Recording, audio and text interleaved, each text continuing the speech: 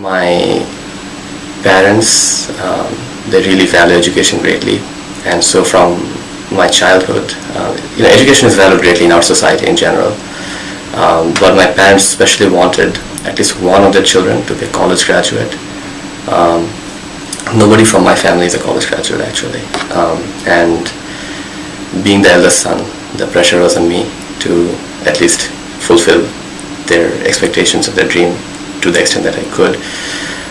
You could get a decent college education in Bangladesh too, but what they dreamt of or what they had hoped for was that one of their children would go to a university abroad, and everyone back home knows about the universities in the US.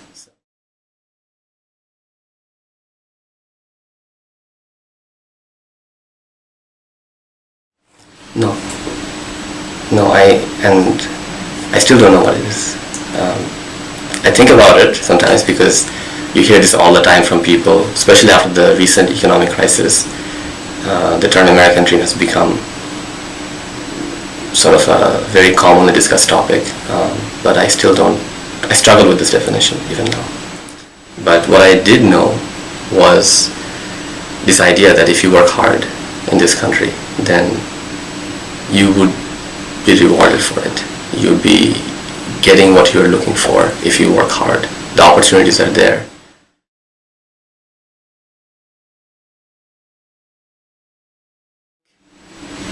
After a while, because I've been here for 16 years, what I realized is that the American dream for me is the fact that you could move upward socially.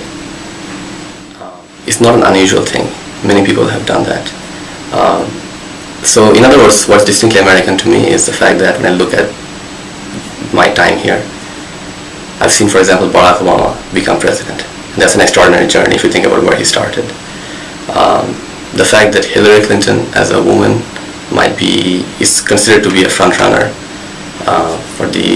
for office in the next election. Marco Rubio is being talked about. Ted Cruz is being talked about. So people are being talked about based on their credentials, but not so much based on their background, that someone is Hispanic or Latino or woman or African American or what have you. Those things are not really as major an impediment towards social mobility that they are in other countries.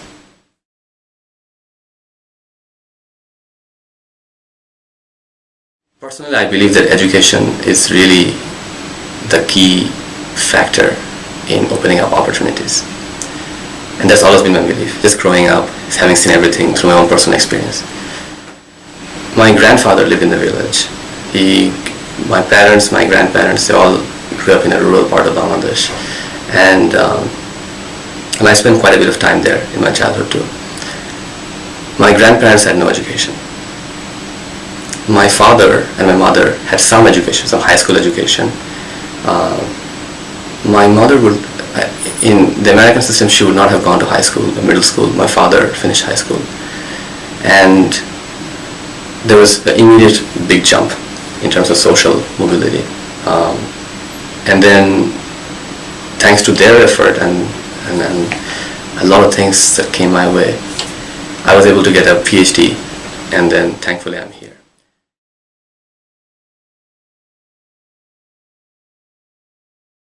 As an educator now, I am a little bit more, I don't want to use the word pessimistic, but maybe a little bit more cautious in thinking of education as the window to American dream, because you have so many college graduates out there now, and I keep in touch with some of the students who graduated, and some of them are extraordinary students, and they are doing extraordinary things, and it makes you think that the opportunities are out there.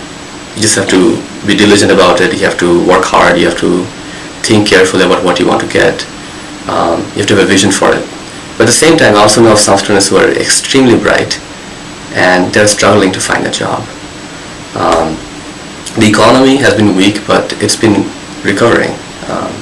And you hear the jobless numbers and you see that there has been improvement. And yet our college students, our college graduates are having a hard time finding a job or finding an internship. And they are saddled with so much of student loans. Who knows when they'll be able to pay those off and really start to live their own lives. And so I'm in two minds about that, about American dream. I think that at one point in time, being a college graduate would be a very good thing in terms of getting a job and living your life.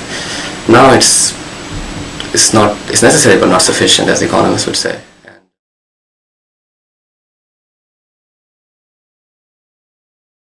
If I have to give advice to, let's say, a cousin who wants to come here,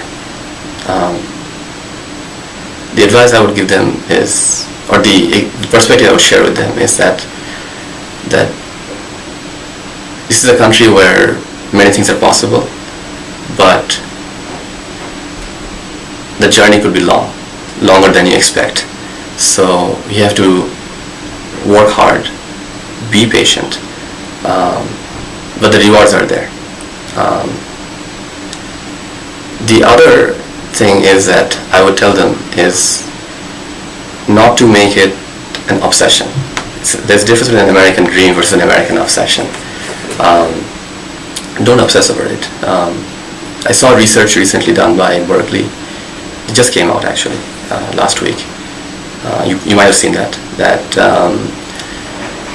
the depression level among unemployed people in America is an all-time high, and that's because they feel one of the main reasons they cite is that they are not able to live their American dream. Now, if by American dream you mean that you are solely responsible for your success, when you're not successful, then you probably think that it's your fault that you don't have a job. You're blaming yourself rather than the circumstances. And so the advice I would give them is not to think of it that way. Don't think about the entire process as something that you can control.